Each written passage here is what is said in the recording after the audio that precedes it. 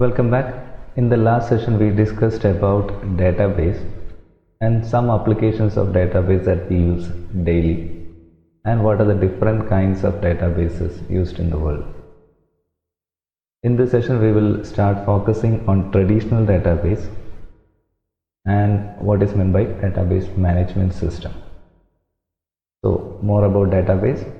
Once again, the definition of database is that a database is a collection of related data. So what is meant by data? Data means facts that can be recorded and that have implicit meaning. Implicit means hidden meaning, or we can say the meaning that is not directly expressed.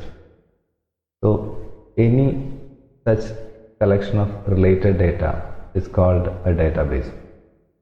And the database has some implicit properties. What are those implicit properties? First one is that the database represents some aspects of real world. Say for example, suppose you are thinking about a college library. So if you want data about that library, then that represents an aspect of real world. Suppose you want to store the details of students, then that represents an aspect of real world. Okay, so and that is known as a mini world or universe of discourse. Changes to the mini world are reflected in the database. So suppose you are thinking about college library, then whatever changes are made to the college library will be reflected in the database regarding that library. For example, suppose I am purchasing a new book to the library, then that information should be reflected in the database for the library. Suppose a new student is getting admitted into the college, then details of that student should be added to the added to the database regarding students. So this is called a mini world or universe of discourse. And database is logically coherent collection of data with some inherent meaning. Coherent means a related collection of data with some inherent meaning that we already discussed. Finally, a database is designed, built and populated with the data for specific purpose. So if you are thinking about a college library catalog, it is designed, built and populated with the data for that purpose only. A library catalog or library database will contain information about books and the users who are using the library. It will not have any details about your bank accounts. So we cannot put data that are not related with each other into a single database. When you are thinking about library, that database should contain only information regarding library. When you are thinking about bank, it should contain information about customers, their accounts and so on. It should not contain any information about library. Okay, and so on. So every database is built with the data for a specific purpose. It cannot contain random data. So these are the implicit properties of a database. Now we will see an example for a commercial database, and that is of Amazon. Okay, so Amazon has around 60 million users and they store data about those 60 million users in their database. Apart from that, they have data of millions of books, electronic devices, apparels and movies and many other stuffs, and all these data or all these informations are stored in a database in the Amazon's server computer, and the size of that database is more than 42 terabytes and it is growing. Okay, so this is just an example for a commercial database in the real world. Now we will see what is meant by database management system. So a database management system is a computerized system that enables users to create and maintain a database. So till now we were talking about what is meant by a database. So how to create such a database, and after creation how to maintain such a database.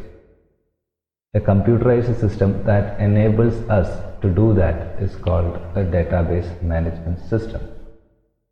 In other words, it is a general purpose software system that facilitates the process of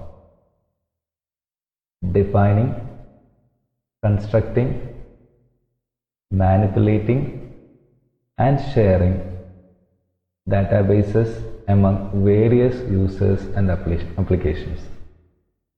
So basically, database management system is a software which is used for defining, constructing, manipulating and sharing databases among various users and applications.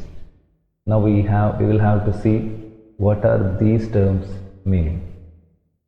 So defining a database, what is the meaning of that? Constructing a database, what is the meaning of that? Manipulating a database, what is the meaning of that? Sharing a database, what is the meaning of that? We will see that in the next slides. So basically DBMS is a software for creating and maintaining a database. To get into the details of database management system, we will see a sample database, a university database. A university will have details about students, definitely. This is just an example. So the first file, so this is called a file. This file has information about student. And what information about student? Their number, name and program to which they are admitted. And the next thing that a university needs to maintain or needs to record is the details of the courses. Course means particular papers. And what are the details about a course are stored in a university? Course code, course name, credits, department. So for example, CS01 or our current course is 3C03CSC Web Technology. Like that, it will have many courses listed here. And every course will have a credit and every course will be taken by a particular department. So these informations are also stored in the university database. So this is another file. And in another file, we will have details about section. By section, what we mean is every course will be taken each year. C programming in C was taken in 2017, 2018 and 2019. Each one of them is called a section of that particular course. So if you read this file, you can understand that CS01, that is programming in C, taken in the odd semester of 2017. By odd semester, we mean first semester, third semester, fifth semester. And even means even semester, second, fourth and sixth. So you can see CS01 was taken in the odd semester of 2017, CS01 was taken in the odd semester of 2018 and so on. Like that, other courses are also listed here. So these are the different files, some sample files stored in the university database. In this example, these are called records in a file. So for example, student file has 4 records in it, or records of 4 students. Course file has 4 records in it. Section file has 5 records in it. Okay, so these are called records. And in this example, we have 3 files. First one is student file, second one is course file, and the last one is section file. Actually, there are many more files and many more records in each of those files. But for explaining a simple example, we will fix this. Okay. So now we will move to database management system. This example should be in mind. So the first function of a database management system is definition of a database. So what is meant by definition of a database? So let's see our previous example. I have taken only the structure of that examples. The first file was student. It has 3 parts: student number, name and program. So these are called data elements. So we are storing the details of a student with three data elements. The first one is a student number, second one is a name and program. So these are called data elements. And for the section file, we have four data elements: section ID, course code, semester and year. So this is called a structure of a file. This is the structure of student file, this is the structure of section file, and so on. So the first step in defining a database is defining the structure of records of each file by specifying different types of data elements to be stored in each record. So we have to specify that my database will have student file. It will have three data elements: student number, name and program. Second, my database will have section file. It will have four data elements: section ID, course code, semester, year. Third, my database will have a course file. It will have four data elements, and so on. So this is called a structure, defining the structure of a database. So these things are called structure of a database. And after defining a structure, you have to specify the data types for each data element within a record. Now we have a structure in hand. Next thing that we have to do is, what should be the data type of this data element? If you think about it, you can understand that student number will always be a number. So the data type of that element is integer. Data type of this name will be a string. Data type of this program will be a string, and so on. So like that, we will have data type for every data element in all the files. So we have to specify that also while creating a database. And once we have completed that, we can have constraints for the data to be stored in the database. So what is meant by constraints? In this particular example, we can take up this semester. You know, the semester can have only two values, odd or even. Any other words or any other strings will be neglected by the database if you specify a constraint for that element. So it is always better to specify constraints for data elements, because once you specify constraints, it is guaranteed that the records in that file will only have that value for that particular data element. For example, if I specify that I need a constraint for this semester data element such that it can have only two values, odd or even. So if somebody was trying to add new records into the file with semester as say 2, then it will show an error and it will prevent the data from being stored into the database. So constraints will help you to prevent invalid data entering the database. So we will talk about constraints more in the later sessions, but these are the basic steps that you have to do while defining a database. Okay. First one, define the structure of the record. Second one, specify the data type for each data element. Third one, specify the constraint. So all these things, all this information about the structure of the database, about the data type of the element, and about the constraints are all stored in a file called the metadata.